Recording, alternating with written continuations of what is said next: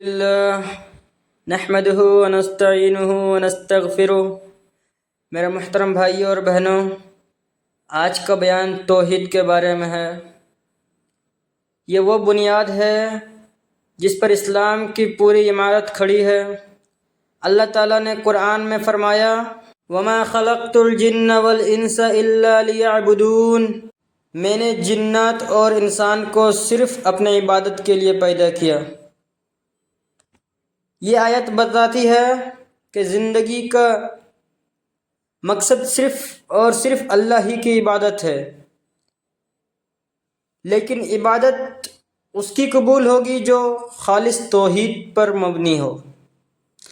رسول اللہ صلی اللہ علیہ وسلم نے فرمایا من قال لا الہ الا اللہ وکفر بما یعبد من دون اللہ حرم مالا ودامہ، جس نے لا الہ الا اللہ کہا اور اللہ کے سوا ہر معبود کا انکار کیا، اس کا خون اور مال حرام ہو گیا۔ یعنی صرف زبان سے نہیں بلکہ دل سے بھی ہر جھوٹے معبود کا انکار ضروری ہے۔ میرے بھائیوں، آج مسلمان لا الہ الا اللہ تو پڑھتا ہے مگر عمل میں اس کا برخلاف چلتا ہے۔ اللہ کو چھوڑ کر قبروں سے مانگتا ہے، پیروں سے فریاد کرتا ہے، نظریں ان کے نام پر دیتا ہے۔ یہ توحید نہیں بلکہ شرک ہے۔ اللہ تعالیٰ نے بار بار فرمایا ان اللہ لا یغفر ان یشرک بہ، اللہ شرک کو ہرگز معاف نہیں کرے گا۔ شرک سب سے بڑا ظلم ہے۔ حضرت لقمان علیہ السلام نے اپنے بیٹے سے کہا یا بنی لا تشرک بہ ان الشرک لظلم عظیم، بیٹا اللہ کے ساتھ شرک نہ کرنا، شرک بہت بڑا ظلم ہے۔ شرک کی صورت ہے، شرک کی کئی صورتیں ہیں۔ عبادت میں شرک جیسے اللہ کے علاوہ کسی سے دعا مانگنا، محبت میں شرک جیسے اللہ سے بڑھ کر کسی پیر یا ولی سے محبت کرنا، اطاعت میں شرک جب کسی بزرگ یا قبر والے کے حکم کو اللہ کے حکم سے بڑھا دیا جائے۔ میرے بھائیوں، شرک کرنے والا اگر مر جائے بغیر توبہ کے تو جنت اس پر حرام ہے۔ قرآن کہتا ہے انہ من یشرک باللہ فقد حرم اللہ علیہ الجنہ۔ اب آتے ہیں اس فتنے پر جو آج امت کو تباہ کر رہا ہے، قبر پرستی اور بدعت۔ آج لوگ قبروں پر جاتے ہیں، وہاں ہاتھ اٹھا کر مانگتے ہیں، پھول چڑھاتے ہیں، چادر چڑھاتے ہیں، منت مانگتے ہیں۔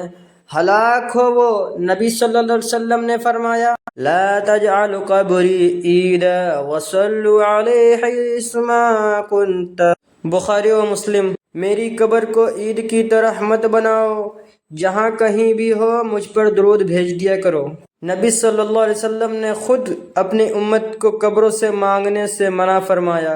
انہوں نے فرمایا لعن اللہ یہود والنصارى اتخذوا قبر انبیاء مساجد، اللہ الیہود والنصارى اتخذوا قبور انبیائهم مساجد، بخاری و مسلم۔ اللہ کی لعنت ہو یہودی اور نصارہ پر، جنہوں نے اپنی انبیاء کی قبروں کو سجدہ گاہ بنا لیا۔ میرے بھائیوں، قبر پر جانا برا نہیں مگر قبر کو پکارنا شرک ہے۔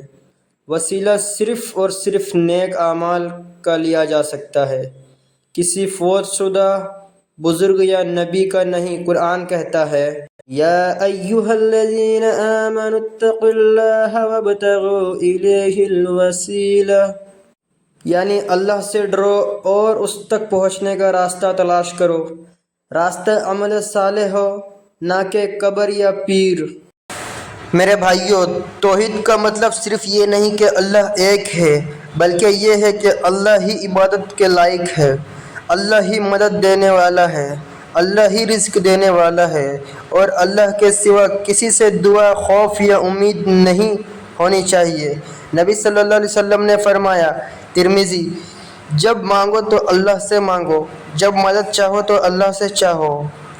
توحید دل کا سکون ہے، شرک بندے کو ذلیل کر دیتا ہے، بدعت دین کو بگاڑ دیتی ہے اور توحید بندے کو جنت کا حقدار بناتی ہے۔ آخر میں یہی پیغام دوں گا، آؤ اپنی زندگی کو قرآن و سنت کے مطابق بنا لو، قبروں، پیروں، تعویذوں اور بدعت سے بچ جاؤ۔ سیدھا راستہ وہی ہے جو نبی کریم صلی اللہ علیہ وسلم اور صحابہ کرام کا دکھایا ہے۔ اللہ ہمیں خالص توحید پر زندہ رکھے اور اسی پر موت دے، آمین یا رب العالمین۔